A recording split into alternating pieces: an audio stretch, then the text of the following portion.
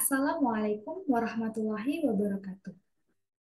Yang terhormat Bapak Yulianto MPDI selaku dosen pengampu mata kuliah studi fikih dari kelas Kimia C, serta teman-teman semua yang berbahagia.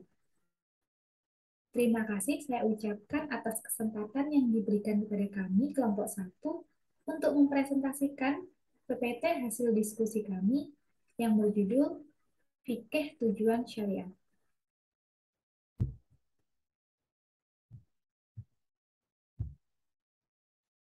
Adapun anggota kelompok kami yaitu yang pertama saya sendiri, Anggun Nur Farida dengan NIM 2106031110082, kemudian Tiara Fatimatul Ulumiyah dengan NIM 2106031110067, dan Melani Saskia Firanda Putri dengan NIM 2106031110070.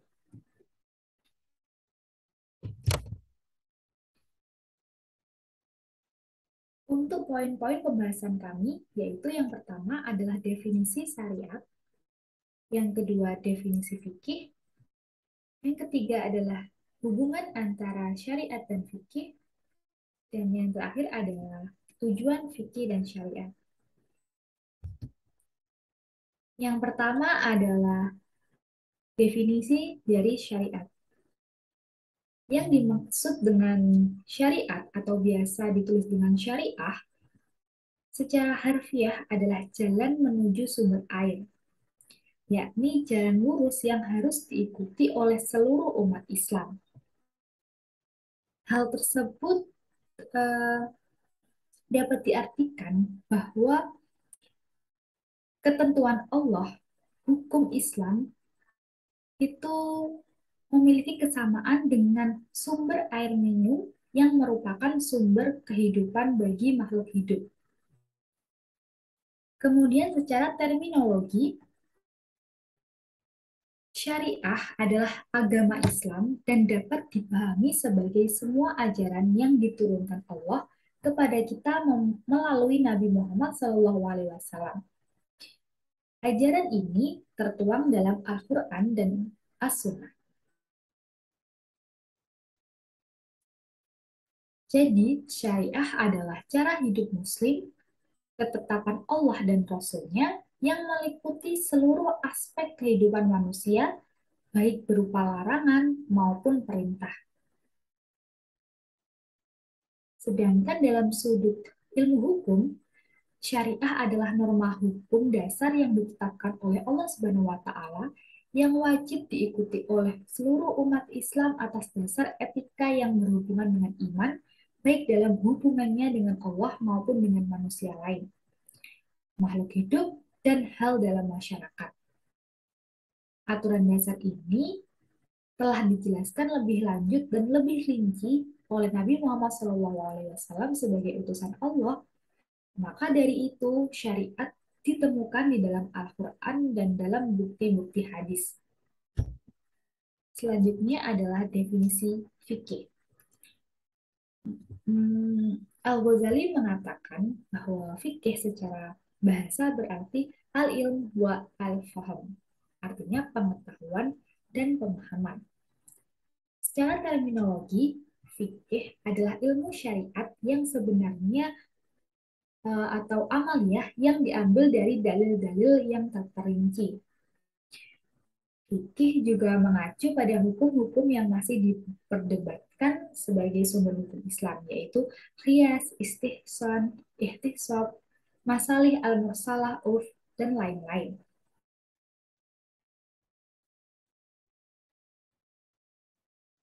Eh,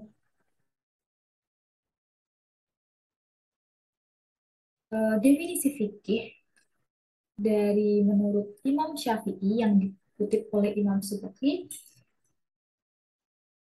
fikih didefinisikan bahwa fikih adalah ilmu yang membahas tentang hukum syara yang berhubungan dengan perbuatan yang diperoleh melalui dalil-dalil secara terperinci.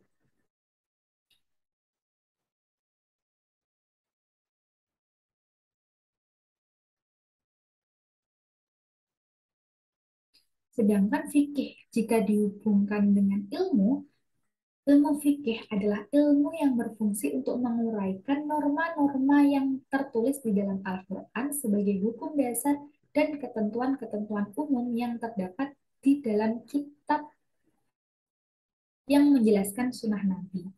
Sehingga fikih dapat dipahami dalam 4 aspek, yaitu yang pertama, fikih merupakan ilmu syar'i, yang kedua adalah fikih mengkaji masalah amaliyah furu'iyah, yaitu praktis dan bercabang. Kemudian yang ketiga adalah mengenai ilmu hukum syara yang didasarkan pada dalil tafsiri, yaitu Al-Quran dan As-Sunnah. Dan yang keempat, fikih ditemukan dan ditentukan melalui penalaran dan istidlal, yaitu penarikan kesimpulan.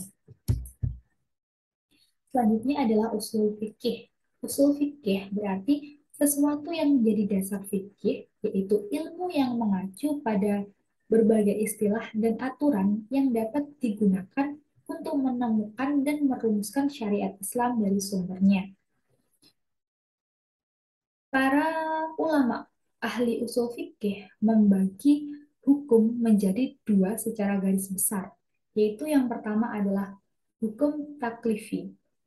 Hukum taklifi menurut para ahli usul fikih yaitu ketentuan Allah dan Rasulnya yang berkaitan langsung dengan perbuatan mukallaf berupa perintah, anjuran untuk berbuat, larangan, anjuran untuk tidak berbuat, atau dalam format yang memungkinkan kebebasan seseorang untuk memilih antara ia melakukannya atau ia tidak ingin melakukannya. Nah, dalam hukum taklifi ini dibagi menjadi 5 hukum. Yang pertama adalah wajib. Wajib itu apabila seseorang eh, melakukannya, ia akan mendapatkan ganjaran pahala. Sedangkan yang tidak melakukannya akan mendapatkan dosa. Karena wajib ini merupakan sebuah tuntutan dari Allah. Lalu yang kedua adalah sunnah. Sunnah adalah di mana kita akan memperoleh ganjaran pahala bagi kita yang melakukannya, namun bagi yang meninggalkan tidak akan mendapat celah. Lalu yang ketiga adalah haram. Haram merupakan hal yang telah dilarang oleh Allah Subhanahu wa taala dan Rasul-Nya, sehingga apabila kita melanggarnya, kita akan mendapat dosa. Sedangkan bagi mereka yang meninggalkannya akan memperoleh pahala. Yang keempat adalah makruh. Makruh merupakan di mana seseorang yang meninggalkan akan memperoleh pujian, memperoleh pahala, sedangkan apabila dilanggar, ia tidak berdosa. Selanjutnya, yang kelima adalah mubah. Mubah adalah sesuatu eh, yang membebaskan seseorang untuk melakukan atau tidak melakukan hal tersebut. Karena eh, hukum ini tidak akan dihukumi dosa. Lalu hukum yang kedua adalah hukum wadi. Hukum wadi adalah pengaturan syar'i untuk menentukan ada tidaknya hukum taklifi. Hukum wadi ini dibagi menjadi 3, yaitu yang pertama adalah syarat, yaitu suatu kondisi terwujud atau tidak tergantung kepadanya sesuatu yang lain. Contohnya yaitu wudhu merupakan syarat syahnya sholat. Lalu yang kedua adalah mani, merupakan sesuatu yang ditetapkan oleh syariat sebagai penghalang bagi adanya hukum atau penghalang bagi suatu sebab. Contohnya, eh, kurangnya nasab akan menjadi penghalang diwajibkannya zakat. Yang ketiga adalah sebab, adalah sesuatu yang dijadikan oleh syariat sebagai tanda baginya hukum dan tidak adanya sebab sebagai tanda bagi tidak adanya hukum. Contohnya yaitu masuknya waktu sholat menjadi sebab diwajibkannya untuk sholat. Selanjutnya akan dijelaskan oleh rekan saya Tiara.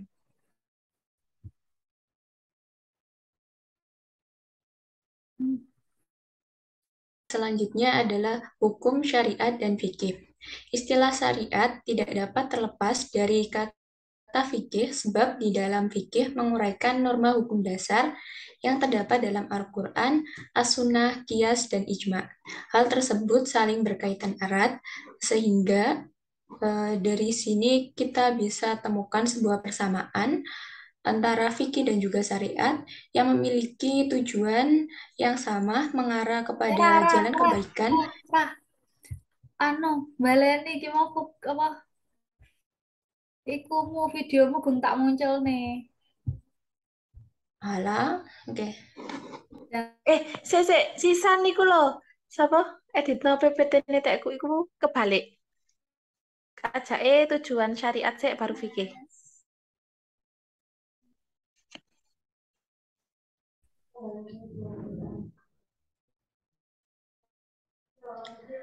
Selanjutnya yaitu hubungan antara fikih dan syariat.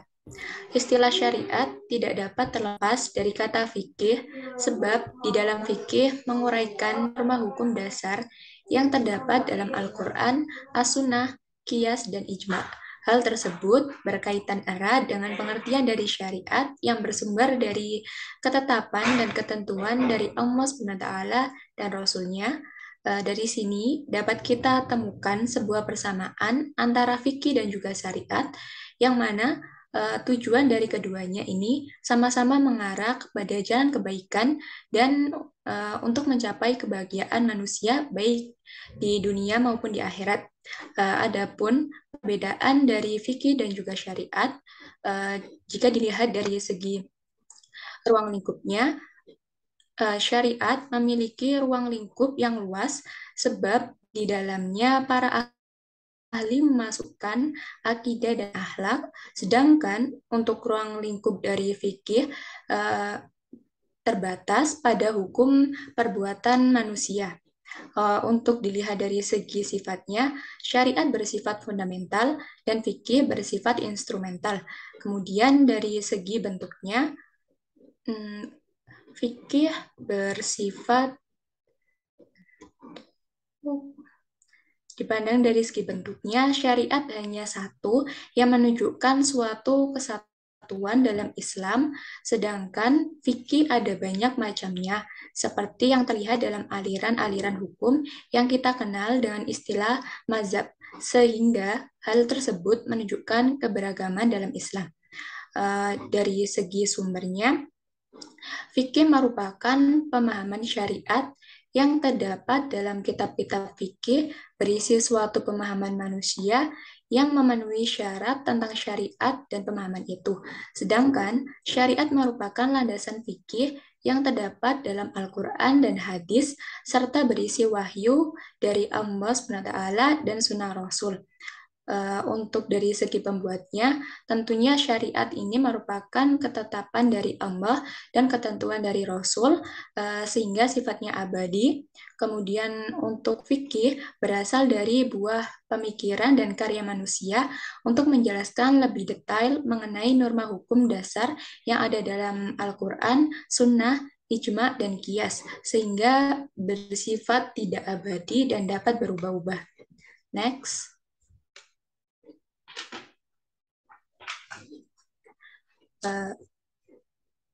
Salah satu aplikasi untuk memudahkan kita dalam memahami materi ini, fikih dan syariat, yaitu dalam kasus sholat 5 waktu yang memiliki hukum fardu yang merupakan sebuah syariat, di mana sebagai berikut adalah firman Allah yang terdapat dalam Al-Quran, yang artinya, dan laksanakanlah sholat, tunaikanlah zakat, dan rukuklah beserta orang-orang yang ruku. Kemudian firman yang kedua, sungguh sholat itu adalah kewajiban yang ditentukan waktunya atas orang-orang yang beriman.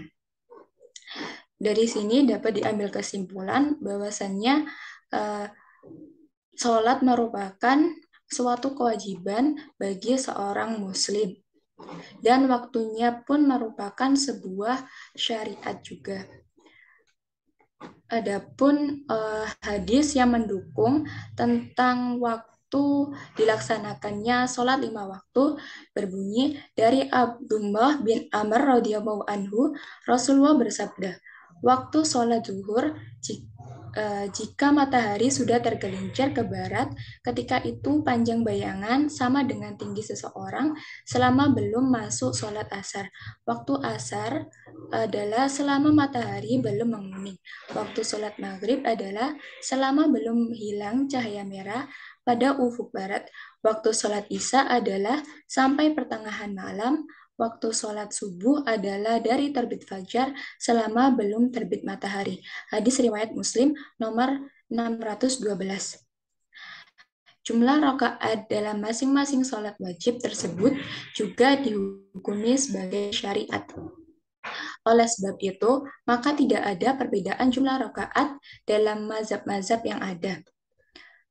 Sehingga kita tidak boleh menganggap sholat 5 waktu itu dihukumi wajib hanya pada pandangan Syafi'iyah saja misalnya.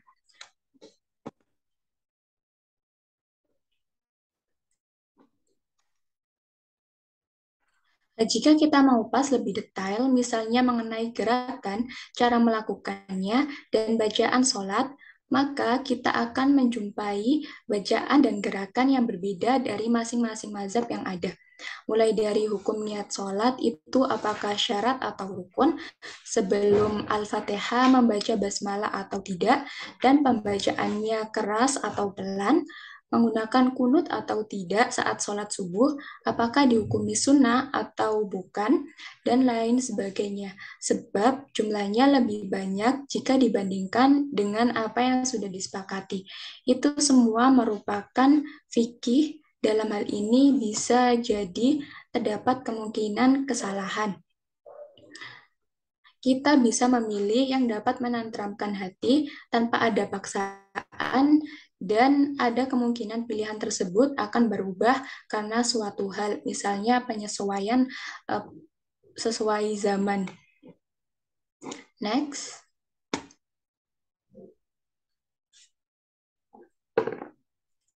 Dalam mazhab Syafi'i, membaca Al-Fatihah itu wajib di setiap rakaat, baik pada sholat fardu maupun sholat sunnah. Bacaan basmalah merupakan bagian dari surat, sehingga tidak boleh tidak dibaca dalam kondisi apapun.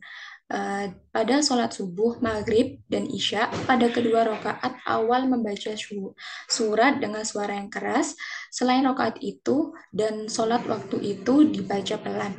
Dalam sholat subuh, membaca kunut merupakan sebuah sunnah. Menyilangkan kedua tangan adalah sunnah. Meletakkan telapak tangan kanan di belakang telapak tangan kiri di bawah dada, tapi di atas pusar sedikit geser ke kiri. Hal di atas merupakan salah satu hukum fikih yang penjabaran hukum fikih dari syariat yang ada dalam Al-Quran. Materi selanjutnya akan dibahas oleh teman saya. Tujuan fikih dan syariat.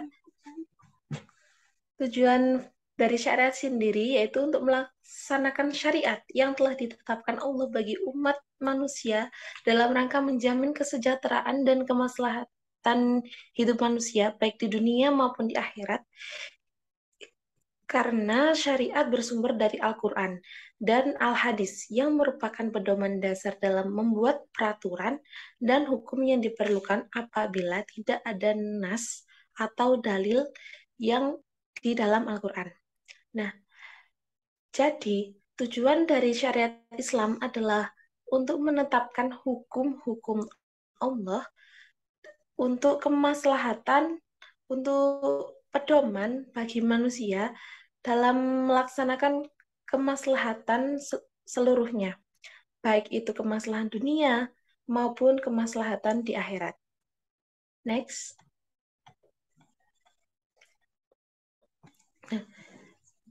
Yang selanjutnya tujuan dari fikih. Tujuan yang akan dicapai oleh ilmu fikih adalah penetapan syariat untuk semua tindakan manusia. Ilmu fikih adalah tempat kembalinya seorang hakim untuk memutuskan perkara. Seorang mufti untuk memberikan fatwa dan bagi setiap mukallaf untuk mengetahui hukum-hukum syariat dalam semua tindakan serta semua perkataannya. Hukum Islam atau yang kita kenal dengan ilmu fikih memiliki tujuan syariah yang disebut sebagai maqasid syariah. Maqasid syariah itu didasari oleh 5 tujuan. Yang pertama untuk memelihara agama atau hifdzu ad-din. Yang kedua memelihara jiwa, hifdzu nas. Yang ketiga memelihara akal, hifdzu aqli.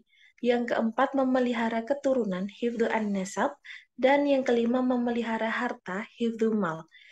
Kelima tujuan hukum Islam ini disebut sebagai al-maqasid syariat. Dengan 5 tujuan ini, maka kemaslahatan kehidupan manusia akan terpenuhi. Dan 5 tujuan ini memiliki tujuan yang lebih dari sekedar menciptakan hukum itu, khususnya untuk memberi manfaat dan melindungi umat manusia. Secara bahasa, maqasid asy-syariah terdiri dari 2 kata, yaitu maqasid dan syariah. Maqasid berarti kesengajaan atau tujuan. Maqasid merupakan bentuk jamak dari maksud yang berasal dari kata qasada yaqsidu, yang berarti menghendaki atau memaksudkan. Maka maqasid berarti hal-hal yang dikehendaki.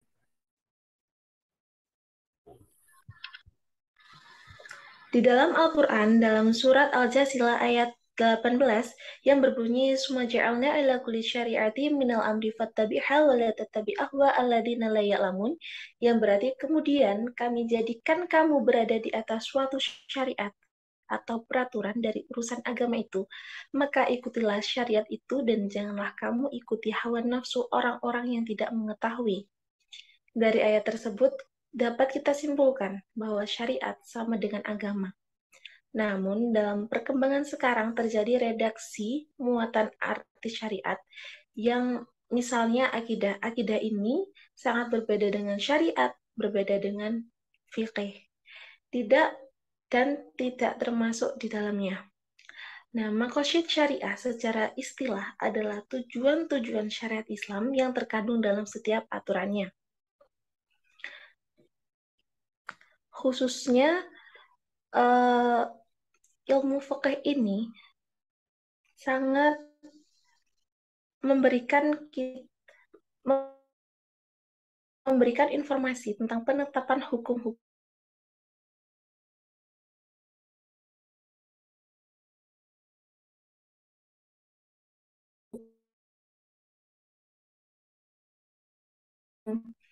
yang telah Allah berikan. Dan sama seperti dengan hukumnya, baik maslahatan, kemaslahatan, dan fikih.